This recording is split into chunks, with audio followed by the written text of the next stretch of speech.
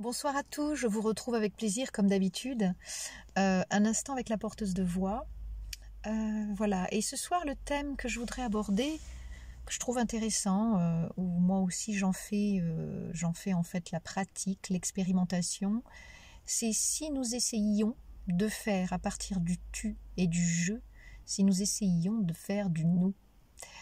Finalement, c'est-à-dire qu'à partir de moi et à partir de l'autre, au lieu d'avoir des idées complètement séparées et des idées qui nous amèneraient à penser que l'autre a tort, alors qu'en fait, même si l'autre n'a pas la même idée, au contraire, ça peut être le début d'un débat, le début de l'écoute du relationnel, de l'écoute de ce que l'autre a à nous dire. Et si au lieu d'être dans un fonctionnement de dualité, de pugilat, et absolument de vouloir avoir raison, pourquoi ça ne serait pas l'occasion justement d'écouter l'autre, de se taire et d'essayer au moins pendant 1 à 2 minutes, éviter de faire des commentaires, des jugements. Eh bien, je peux vous assurer que ce n'est pas du tout un exercice aussi simple, aussi facile, dans une société où finalement tout le monde parle à tout va, où tout le monde veut avoir sa place, où tout le monde veut réussir quelque part à convaincre les autres. Alors j'ai regardé dans le dictionnaire justement en latin, que voulait dire convaincre, convincere, qui veut dire prouver, voilà, dénoncer. Et j'aime beaucoup ce verbe dans le sens où quand quelqu'un essaye de convaincre quelqu'un d'autre, eh bien au lieu de faire du nous, cette personne va finalement aller dans le territoire de l'autre pour l'envahir, parce que le verbe convaincre quelque part, c'est un espèce d'envahissement mental de l'autre, de façon à ce que l'idée de cette personne devienne l'idée de l'autre. Et on voit bien qu'à ce moment-là, le je et le tu restent en place et il n'y a absolument pas de nous. Donc pourquoi je parle du verbe convaincre ce soir? Parce que c'est un très beau verbe qui est très fort, qui peut être utilisé d'une manière bienveillante, surtout lorsqu'il y a un danger au niveau de la santé. Je donne un exemple, quelqu'un qui fume et une personne qui ne fume pas essaye de la convaincre, mais ça ne servira à rien par la raison. Tout simplement parce que la personne qui fume est dans un état émotionnel. Voilà. Le besoin de fumer peut être géré vraiment par son cerveau reptilien qui lui dit c'est vraiment une nécessité, c'est vraiment un besoin. Moi j'ai vu des personnes à l'Oncopole maintenant, qui s'appelait Claudius Regaud, qui est maintenant l'Oncopole. J'ai vu des personnes qui, en état de chimio, fumé par le trou de la trachéotomie. Et j'ai même demandé à ma mère, je dis mais maman, pourquoi ces personnes fument-elles alors qu'elles devraient être là pour se battre? Eh bien elle a eu une réponse juste qui a été, tu sais, parfois la cigarette c'est la seule chose qui leur reste et en même temps c'est tellement si fort que ça prend le pas sur l'élan de vie. Donc j'étais complètement outrée, moi qui essayais de m'en sortir et qui me disais mais ces personnes-là ne veulent plus vivre. Ce n'est pas que ces personnes-là ne veulent plus vivre, c'est qu'elles sont tellement dans ce fonctionnement-là que d'essayer de les convaincre, ça ne servira à rien.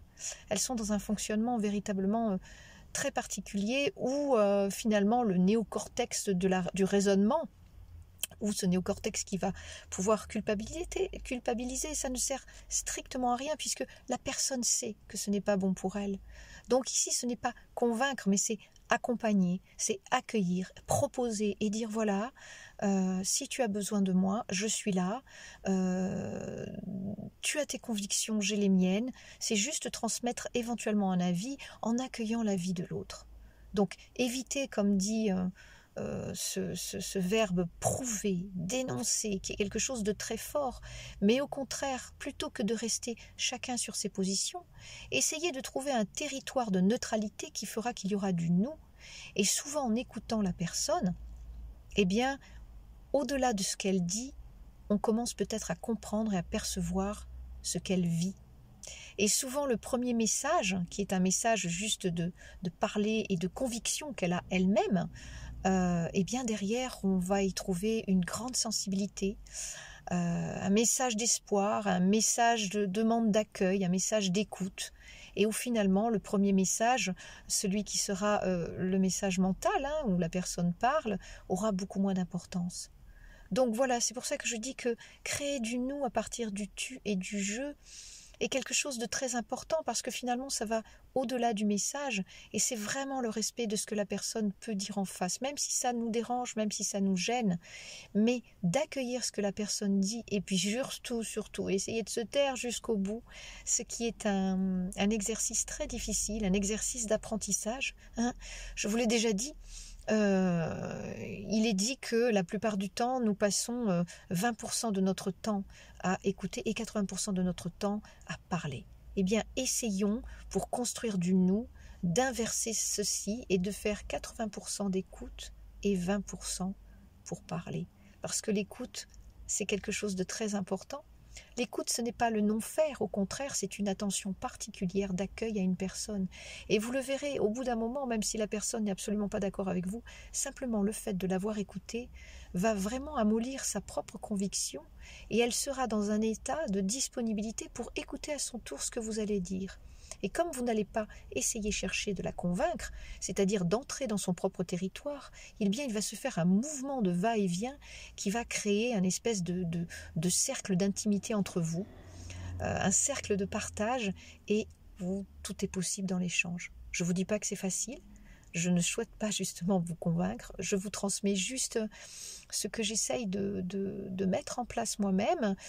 J'ai eu aujourd'hui le cas d'une personne qui a essayé de dire j'essaye de la convaincre en thérapie, et je me suis permis de dire à cette personne, vous savez, vous essayez de convaincre cette dame, mais la convaincre, c'est en fait ne pas écouter qui elle est, ne pas écouter ce qu'elle veut dire ou ce qu'elle veut penser. Or, il est important de laisser aussi la place à l'autre. Et dans votre histoire d'accueil, dans votre histoire du nous, c'est un je et un tu qui ne sont pas fusionnés mais qui sont parallèles, eh bien vous respectez l'espace de l'autre et l'espace de l'autre eh bien va aussi vous respecter. Et ça ira même peut-être plus loin que cette connivence du nous, mais au contraire ça va peut-être diffuser un partage bien plus grand. Je vous souhaite une bonne soirée et je vous souhaite un très bon nous pour ce week-end. Au revoir.